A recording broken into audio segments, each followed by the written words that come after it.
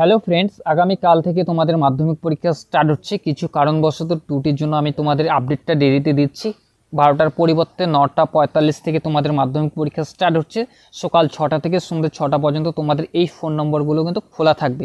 তোমরা যদি তোমাদের যে সেন্টার আছে সেখানে তোমরা কারণবশত যদি তোমরা এক্সাম দিতে না পারো বা কী কারণে তোমরা দিতে পারছো না, তোমরা সেই হেল্পলাইন নম্বর থেকে কিন্তু সাহায্য নিতে পারবে। তো সেই নাম্বারগুলো তোমাদের পুরো এক্সপ্লেন করে তোমাদেরকে দেখিয়ে দেবো। মধ্যশিক্ষা পরিষদ থেকে কিন্তু ডিস্ট্রিক্ট হিসেবে কিন্তু নাম্বার কিন্তু জারি করা রয়েছে।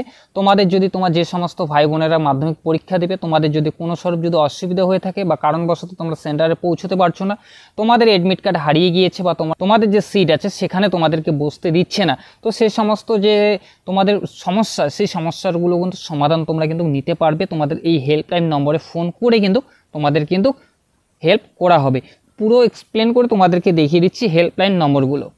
রয়েছে মহামান্য কলকাতা উচ্চ আদালতের নির্দেশে আসন্ন মাধ্যমিক পরীক্ষা এবং পরীক্ষার্থীদের জন্য সুবিধার জন্য জেলা স্তরে নিম্নলিখিত হেল্পলাইন নম্বর কিন্তু খোলা হচ্ছে। কোনো পরীক্ষার্থী যদি পরীক্ষা কেন্দ্রে পৌঁছতে না পারে বা অসুবিধা হয়ে থাকে তবে নম্বরগুলিতে কিন্তু ফোন করতে পারবেন।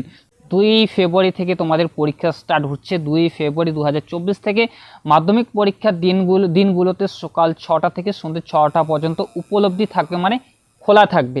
তো জেলা স্তরের নাম তোমাদের ফার্স্ট এখানে দেখিয়ে দিচ্ছি, তোমরা একটু ভালো করে দেখে দেবে। তোমাদের যদি কোনো স্বরূপ যদি অসুবিধা হয়ে থাকে, যে সমস্ত স্টুডেন্ট মাধ্যমিক পরীক্ষা দেবে, তো এখানে দেখতে পাচ্ছ জেলার নাম, হেল্পলাইন নম্বর। তো এখানে দেখতে পাচ্ছ আলিপুরদুয়ারের যে হেল্পলাইন নম্বর, দুটো নাম্বার আছে এখানে। তো নাম্বারগুলো আমি পড়ে শোনাচ্ছি না তোমাদের।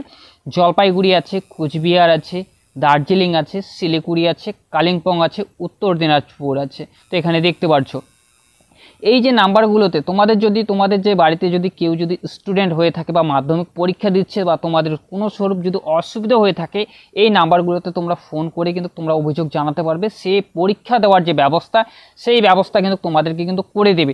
তারপরে তোমাদেরকে দেখিয়ে দিচ্ছি, এখানে দেখতে পাচ্ছ যে দক্ষিণ দিনাজপুর আছে, মালদা আছে, মুর্শিদাবাদ আছে, নদিয়া আছে, দক্ষিণ 24 পরগনা, উত্তর 24 পরগনা, হাওড়া, কলকাতা, হুগলি, পূর্ব বর্ধমান, পশ্চিম বর্ধমান, বীরভূম, বাঁকুড়া, পুরুলিয়া, ঝাড়গ্রাম, পশ্চিম মেদিনীপুর, পূর্ব মেদিনীপুর। তোমাদের ভাই হোক বা বোন হোক যদি স্টুডেন্ট হয়ে থাকে বা মাধ্যমিক পরীক্ষা দিচ্ছে, যদি কোনো স্বরূপ অসুবিধা হয়ে থাকে, তোমাদের যদি কোনো ডকুমেন্টস হারিয়ে গিয়ে থাকে, তোমরা অবশ্যই সেই হেল্পলাইন নম্বরগুলোতে ফোন করে তোমাদের যে অভিযোগ সেটা তোমরা জানাতে পারবে। কারণবশত যদি তোমাদের সেন্টারে পৌঁছতে না পারছে, সেটারও ব্যবস্থা কিন্তু এই হেল্পলাইন নম্বর থেকে কিন্তু পুরো তোমাদের সাহায্য কিন্তু করবে। এখানে দেখতে পাচ্ছ পশ্চিমবঙ্গ মধ্যশিক্ষা পরিষদ, তো এখানে নাম্বারটা দেওয়া আছে পশ্চিমবঙ্গ শিক্ষা অধিকার, পশ্চিমবঙ্গ মধ্য পরিষদ। তো এখানে কিন্তু এই যে ব্যানারটাতে কিন্তু পুরো যে নাম্বারগুলো আছে সেই নাম্বারগুলো কিন্তু তোমাদেরকে দিয়ে দেওয়া হয়েছে।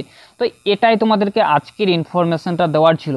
যে সমস্ত স্টুডেন্ট মাধ্যমিক পরীক্ষা দিবে, তোমাদের যদি কোনো স্বরূপ অসুবিধা হয়ে থাকে, তোমাদের অবশ্যই তোমাদের যে হেল্পলাইন নম্বরগুলো তোমাদেরকে দেখিয়ে দিলাম, তো সেই হেল্পলাইন নম্বরগুলোতে কিন্তু তোমরা ফোন করে তোমরা কিন্তু তোমাদের যে অসুবিধাটা সেটা কিন্তু তোমরা বলতে পারবে বা জানাতে পারবে। সেখান থেকে অবশ্যই তোমাদের কিন্তু সহযোগিতা কিন্তু করা হবে। তো চলো ফিরছে আরও একটা নতুন ভিডিও নিয়ে। সবাই ভালো থাকবে, সুস্থ থাকবে, সবাই যাতে ভালো করে এক্সাম দেয়, ভালো করে শেষ করতে পারো এক্সামটা। এখানে দেখতে পাচ্ছ পুরোপুরি তোমাদেরকে দেখিয়ে দিলাম জেলার নাম, হেল্পলাইন নম্বর। তো এই নাম্বারগুলোতে যদি তোমাদের বাড়িতে যদি ভাই হোক বা বোন হোক যদি মাধ্যমিক পরীক্ষা দিচ্ছে, তোমাদের যদি কোনো স্বরূপ অসুবিধা হয়ে থাকে, অবশ্যই এই নাম্বারগুলোতে ফোন করে তোমরা অভিযোগ জানাতে পারবে বা সেখান থেকেই তোমাদের কিন্তু পরীক্ষা দেওয়ার যে ব্যবস্থা সেটা কিন্তু করে দেবে।